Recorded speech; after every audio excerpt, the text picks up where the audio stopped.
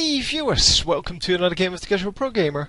Today we are doing another StarCraft 2 match between LucifroN as the Terran in the top right and roxkisAbver as the Zerg in the bottom left. So we haven't seen roxkisAbver yet on this channel, but we have seen a lot of LucifroN, so yeah, let's see how they do. So Zerg versus Terran, that means that we're probably going to see some Marines and Marauders, mostly Marines, fight Zerglings and Banelings. Doesn't mean it has to go that way, it's just the normal way to go. So we can also go for, as the Zerg player, go for those roaches.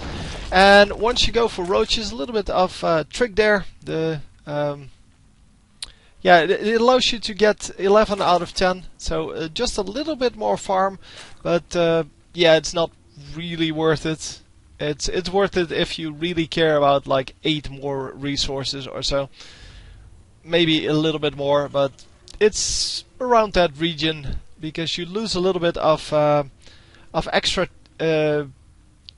minerals on that extractor. Plus, your drone is being pulled away from its duties.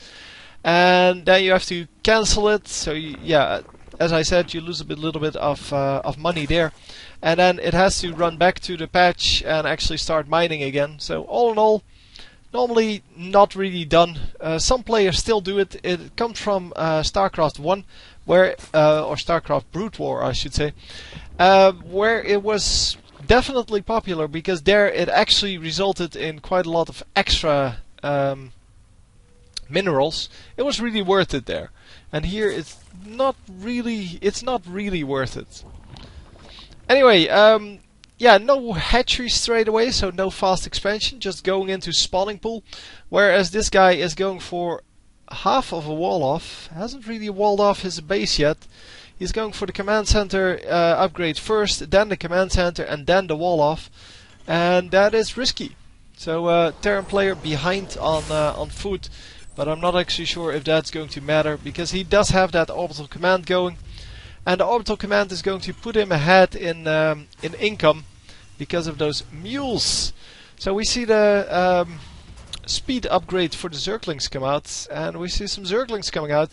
These are pretty early because normally, as I said, we see the expansion first and then the spawning pool.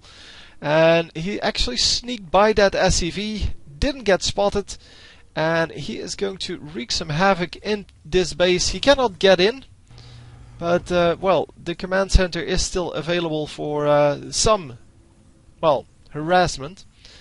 And we're going to have to see whether he can stop the build on this, because he is going for that SCV. The SCV goes down, so at least he gets something out of this. And 2 Marines are going to try to get rid of these Zerglings. One of the Zerglings goes down, and we see 2 Banelings coming up already.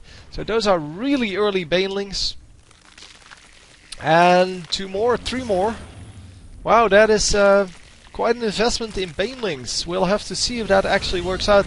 Of course, if he can snipe this, well, one of the supply depots, either this one or this one, then he can do pretty well with it, but he still has to snipe it. So the command center gets retreated, and he really needs to build a stronger building here to prevent just like he's doing here, to prevent the Zerglings from running in after these Banelings hit.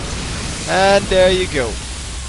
So everything gets taken down, but still 3 Marines alive and a whole bunch of SCVs, and it is going to be a tight fight. Yeah, we can't see anything. Yeah, the Zerglings lose, and even though he took out the I don't know what it was. I think it was a reactor, but as you can see, 50 and 50, so it's not really expensive, and a supply depot for 100 minerals.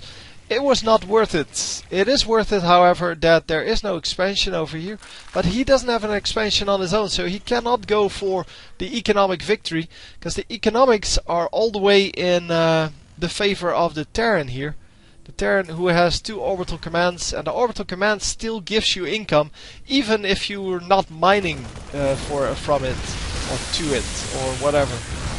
So another supply depot goes down, and this time he only has 1 Marine left and 1 Hellion. But is he going to lose a whole lot of units? No, actually not. Doesn't lose any SCVs, I think. And yeah, that was 11 workers killed, sure, but does it make up for the rest? Because in units, oh hang on, units lost. We see that the Zerg player lost a bunch more, 700 more, which is 70% more. And that is just a huge amount of resources.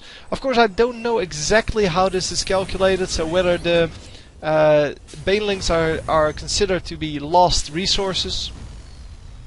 But they should be. Because they are suicide units, so they should definitely be counted as lost resources. So a bunker here, and he is really gearing up to hold off that next push. But now we are going to try to scout whether there is an expansion up, because if there is an expansion up, he is no longer going to attack with a bunch of Zerglings. But yeah, the bunch of Zerglings kind of says, well, we still want to be aggressive. And here he sees it. He sees that there is no expansion up, and that's all these Hellions needed to do. So the Hellions can now safely die, and it doesn't matter. Wow, he actually gets to see the roaches, I think, and that is going to mean he has somewhat of an advanced warning. It is going to be difficult to hold this off, but the Banshee is going to do very well against the roaches, because the roaches can't shoot air, and neither can the Zerglings. So 2 Hellions, but the Hellions suck against roaches, and we're going to have to deal with them in another way. Normally we see the Marauders coming out against them, but there is no other barracks, so there are no Marauders to be had, and this is going to be very hard to hold off. Banelings and roaches against just a few Marines and a Banshee, and the Banshee of course is his ace in the hole. He's going to try to use the Banshee to well, to do as much damage as possible to defenseless units.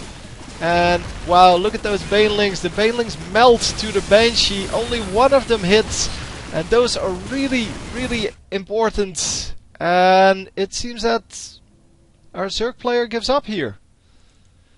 Yeah, only 3 roaches left. Wow, that was more effective than I could have thought. And what were these things shooting at? He was shooting his own thing. Anyway, yeah, just too much defense on the Terran player, and as I said, the economic victory goes to the Terran, because the Terran has this this mule capability from his second command center. So even though it couldn't mine itself, he does get 2 mules every time, and so 1 from each command center, and that is just excellent to have. And even though he's almost, well, not almost mined out, but he's getting mined out, the same goes for this guy. He has the same amount of minerals, or about the same amount of minerals, and just couldn't make it work. So a risky strategy, very nice strategy by the way, nice to watch for us, and I hope you enjoyed, and I will see you next time. GG.